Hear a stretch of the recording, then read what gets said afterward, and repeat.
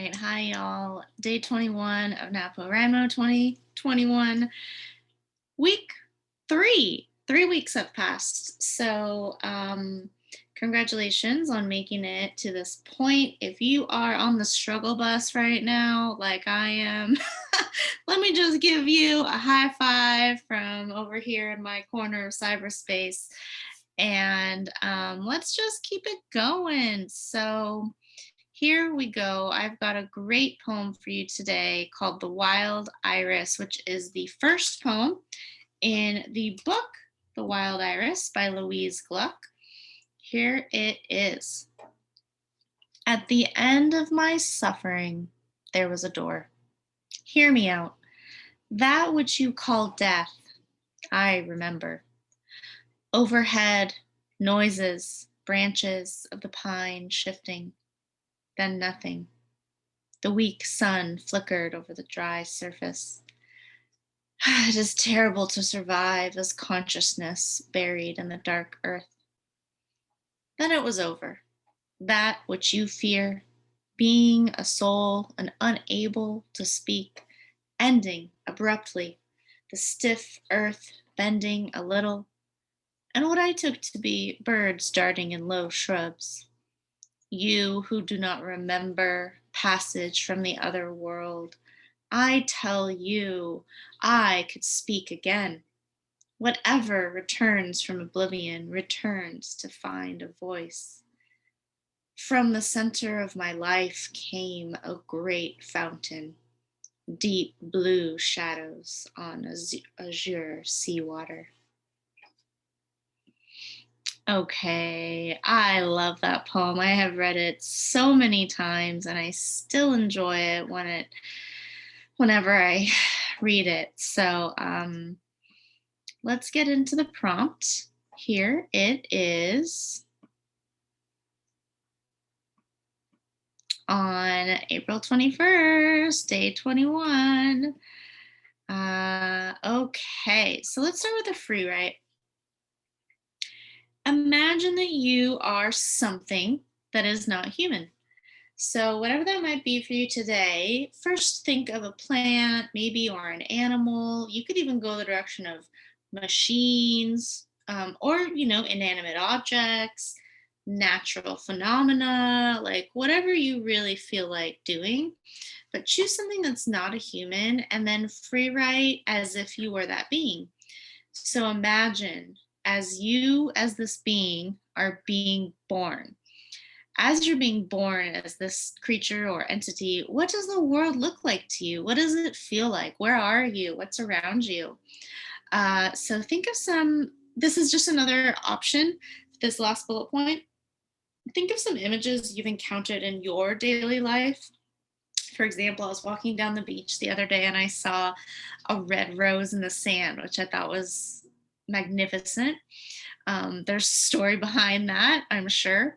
Anyway, thinking about images you encounter, maybe it's a coffee cup or, a bush outside, anything that might make sense. Imagine encountering something like that through the eyes of this creature or entity that you have now become. So basically, become a non human thing and just free write 5 minutes. Whatever happens on the page is what's meant to happen. And with that, I forgot to read the mantra, but by now I am here and present with my experiences, grounded and open, unlimited access to the infinite flow of creativity.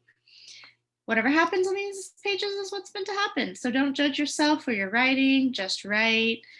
You already have everything you need to begin inside of you, which is your imagination, especially for today. So I'm just inviting you to settle in and write and become this creature of your choice and meet me back for the next step. Okay, now I'm interested in inviting you to write down some statements of authority. I chose the number 5 because it seemed good. So, a statement of authority, meaning rather than what we usually want in poetic language, which is imagery and sensory detail, actually this time go the opposite direction and write down some declarative facts or like direct statements, things that you know to be true, as if you can write them and like it could be the beginning of a thesis statement for an essay or something. So, for example, you can just look around you to get some ideas. Photos or memories in a still frame. Climate change is real. Hats protect you from the sun. So this doesn't have to be overtly, profound. It's just to get in this habit of writing some direct statements in this vein of truth. Okay. So bringing it all together, write a persona poem from the perspective of your chosen non human creature. So, in other words, if you are not familiar with what a persona poem is, it's using the perspective of I, but writing from outside of yourself. So, just basically what you did in the free write, imagining like if I chose lizard as my creature, I was sunbathing on a rock, right? Because I'm writing from the perspective of the lizard. It's not me, Nancy Wu, right? Sunbathing on the rock, though I could, and that's enjoyable. But, that's the idea.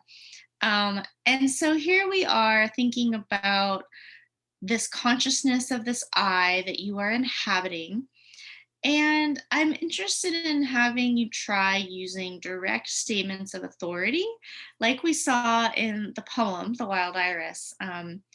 Louise Gluck is writing from the persona, from the perspective of an iris, which is a flower, but using direct statements of authority as if she is telling you from the flower's perspective something about the world. And I'm interested in playing with this for you and your writing, thinking about your entity. What do they understand about the world that humans might not understand? Or maybe they do. It doesn't really matter. It's up to you. Just thinking about using some kind of statement of authority from the perspective of your creature, giving that creature agency, basically, to tell some truths. And of course, we want poetic language. So, also just be thinking about the natural surroundings and the life experiences of this creature that you are inhabiting, and use language that might make sense in the poem for that creature's world, right? For in the poem, The Wild Iris, things like the pines overhead and the sun, that a flower would experience. So you could research. It's always great to research a little bit to find some vocabulary, find some language. If I were going to be writing from the perspective of a lizard, like what kind of lizard am I writing from? Where do they live? Is it a desert lizard? Is it a mountain lizard? Does it matter? And then finally, if you feel like it could be fun to title the poem with the name of the creature you're writing from. So if it was like, oh, spot-bellied lizard, or you could get more creative. It's up to you.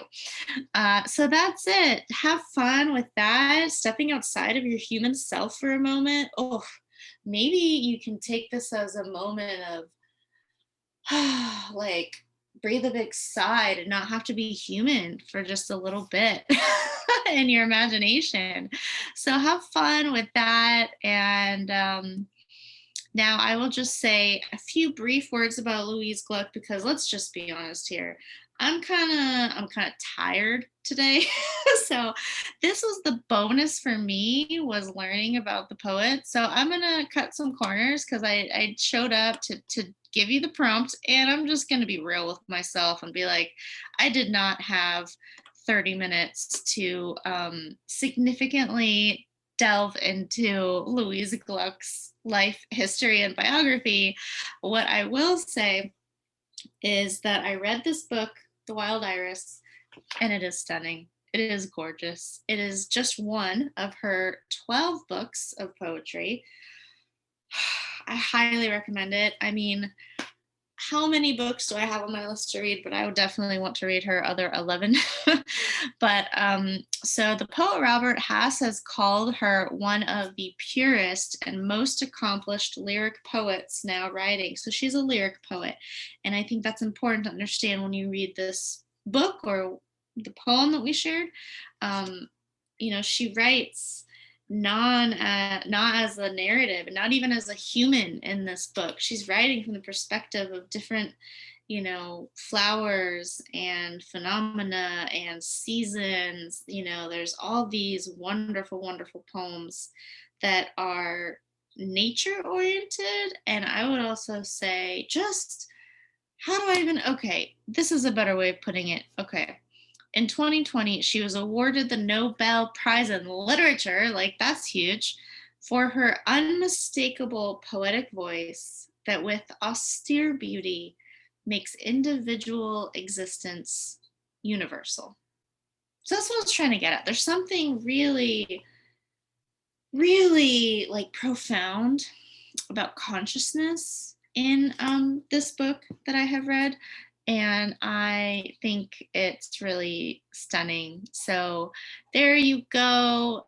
Congratulations if you're playing in real time on making it to 3 weeks.